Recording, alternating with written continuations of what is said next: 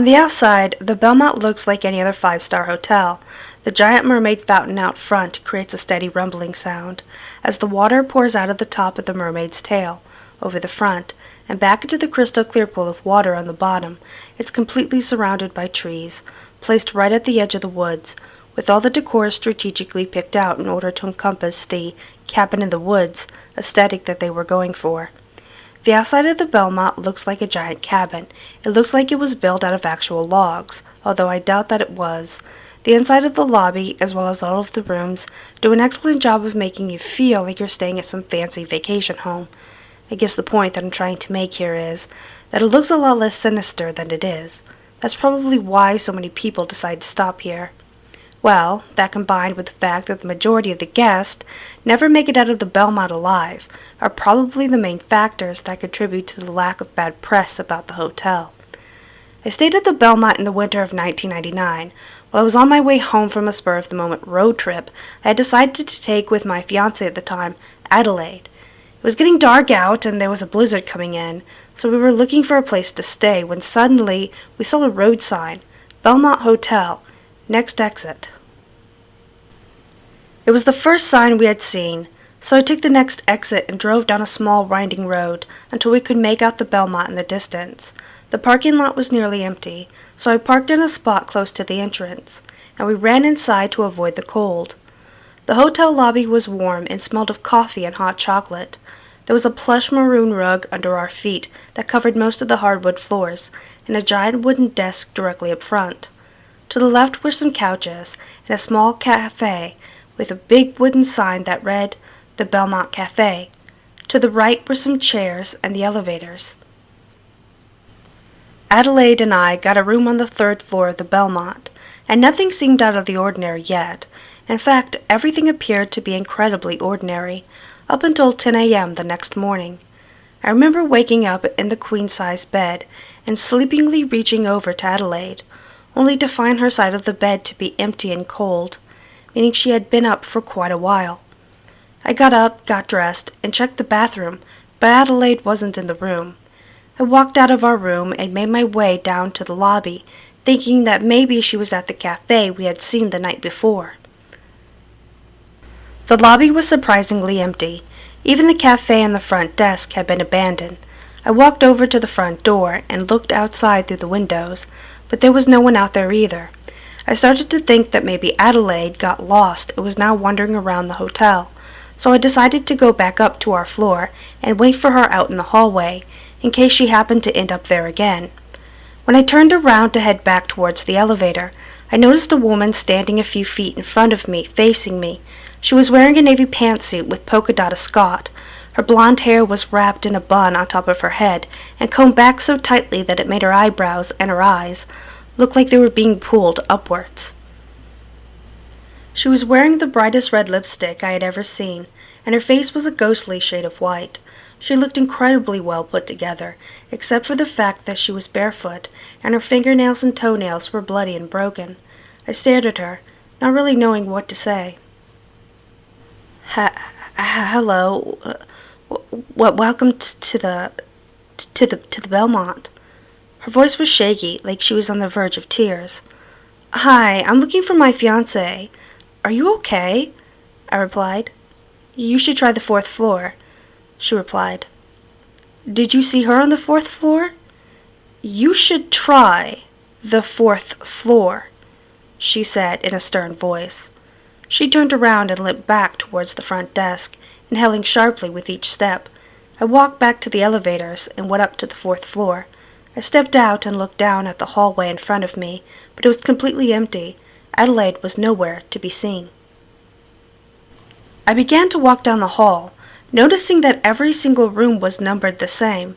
Every door on the 4th floor had the numbers 435 engraved onto it. I kept walking down the hallway, eventually coming up to a room on my left that was wide open. I stopped right outside and looked around the room without crossing the threshold. Hello? I called. 1 second! A voice called out. It wasn't Adelaide's voice, but I wondered if maybe this person had seen something. I waited outside the room until finally a man walked out of the bathroom with a towel wrapped around his waist. He was shirtless, and his head had been shaved completely bald. I could tell that the shaving had been done recently, as his head was covered in cuts that were still bleeding, but he seemed not to notice, not even when the blood seeped from the cut closest to his forehead and down into his eyebrow. "Hi there! What can I do for you?" he asked in a cheery tone as he stood facing me, unmoving. "Oh, sorry," I stuttered. "I'm just looking for my fiancée. Someone told me they saw her up here, but I guess she left." "Oh, so you're Eloy." I moved closer towards the room. "I wouldn't come in here if I were you. Who knows if you'll even make it back out. I have a nasty habit of eating people." I stopped and leaned on the doorframe instead. "I am Eloy. Did you know my fiancée?" "Yep, let's see. What is her name? Oh, there's so many this time of year." He lifted a finger and tapped on his chin. "Something with an A. Addison? Adelaine? Adelaide?" I replied. "Right, Adelaide. So you did see her?" I asked. "Oh yes, she was running around the hotel in a t-shirt and her underwear. But don't worry, I didn't eat her. It's against the rules. I sure do hope you find her, although they almost never do." He walked towards the door and began to close it, but I stopped it with my hand. "Wait, what do you mean, they almost never do?" "The wives, husbands, fiancés, boyfriends, girlfriends, partners, whomever, most of them just decide to save themselves." "Save themselves? From what?" "Well, from the Belmont, of course." He smiled at me, and a drop of blood slid down to the bridge of his nose. "What the hell are you talking about? Why do you think it chose you? You're the perfect candidate. You'll fight for Adelaide, but not hard enough. In the end, you'll save yourself." He shrugged. "I'd never abandon Adelaide." "Well, then, I guess we'll have to wait and see." I stepped back, and he slammed the door shut. I wandered around the hotel for a while, but there was no sign of Adelaide. After searching for about an hour, I made my way back to my room to find room service in there, setting up food. "I didn't order this," I said as the woman in the hotel uniform turned around. She looked more normal than the first woman I had seen, but I was starting to pick up on the fact that this place was anything but, and I just wanted to find Adelaide and get out as soon as possible. "It's on the house. You must be tired after your search." She had a peculiar accent that I couldn't quite place. "I'm actually not done searching," I replied. "Well then, time to refuel before you take off again, wouldn't you say?" "Yeah, listen, I don't want to eat. I want to find my fiancée and get out." You really love her, don't you?" I nodded. "Well, it's a shame you'll probably never see her again." She reached into the pocket of her blazer and pulled out Adelaide's engagement ring, setting it down on the bed. "I'd figured you'd want this back." "What did you do to her?" I lunged at her, but fell to the ground. When I looked back again, she was standing across the room. "You really shouldn't have done that. Now I'm angry, and as much as I'd like to kill you, I can't. It's against the rules. So I guess this will do." "What rules?" I asked. She ignored me and pulled a pocket knife out and headed towards me, plunging it down towards my leg. Fortunately, she missed and only tore my pants and cut the side of my leg. I kicked her in the head, and she rolled over to the side. I watched her for a second, but she didn't move. Instead, a small letter E suddenly appeared, engraved on her forehead. I stood up, grabbed my wallet and my car keys, put the ring into the pocket of my pants, and ran back down to the lobby. But when the elevators opened, I saw that it had been completely trashed. The rug was torn up, chairs were flipped over, and there were streaks of blood and bloody footsteps all over the floor. "Adelaide!" I shouted. "Adelaide, can you hear me?" I ran behind the desk where there was a note taped down that said, "Room 321. New players, AJ and EM. That was our room number, which meant that the initials stood for our names, Adelaide Jones and Eloy Malarkey. I moved towards the left and tripped over something. I looked down to see 2 legs sticking out from under the desk. I leaned down to see the first woman I had encountered in the lobby. Only now she was dead. She appeared to have been stabbed multiple times, and there was a small letter A on her forehead. I stood back up and tried not to vomit. So I looked around for anything that might tell me what the hell was going on, or better yet, where Adelaide was. I heard something crash into the front doors. I looked up to see that one of the square glass panels had cracked, and walked over, slowly opening the door. I saw Adelaide on the floor outside the hotel, shivering in the cold. Her leg was bloody. She had dried blood on her hands, but she didn't seem to be hurt. "Adelaide, are you okay?"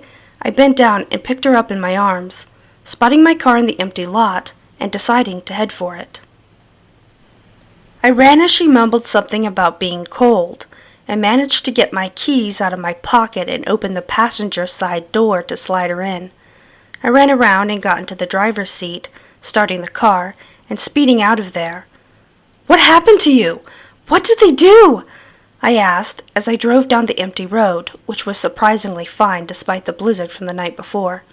She shook her head, and I figured that she wasn't ready to talk about it. "Okay, well, we have to go to the police," I said. She whipped her head towards me, her black hair hitting my face. "No!"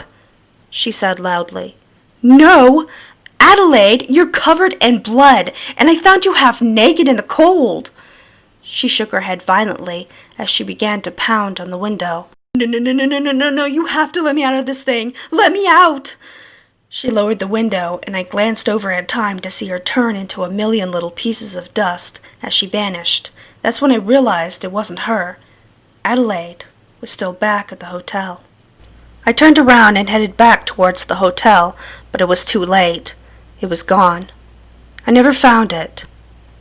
I drove back to that area every few weeks, but the Belmont was gone.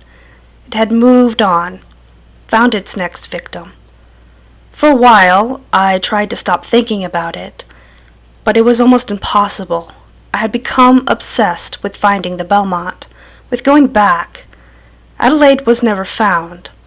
I made up a story, said that I had lost her in the blizzard. They searched the area where the Belmont once was, but it seemed she had gone with it. But it wasn't even about her anymore. I didn't worry about her. I simply needed to find that godforsaken hotel again. I had gone over 2 decades trying to stop myself from becoming completely obsessed with the Belmont. And then, 2 days ago, I got a postcard in the mail. The postcard came from the Belmont, and written on the back, in Adelaide's handwriting, it read, "Want to go for round 2." At first, I wanted to ignore it, but then I got the envelope that contained a recent picture of Adelaide. She looked almost the same, older, but recognizable. On the back were the directions to the hotel, also written by Adelaide, along with an explanation. She wanted a rematch. She had been trapped in the Belmont for years now, and this time she wants to be the one to make it out. It took me about 2 seconds to decide what to do. I'm headed there now. According to Adelaide's directions, I should be there by the end of the day. I don't know what I'm going to do when I get there, but I figured it's fair enough of me to engage in this rematch. After all, it has been over 20 years that I've spent looking, and I finally have directions straight to the hotel. This time, I won't think twice before I save myself.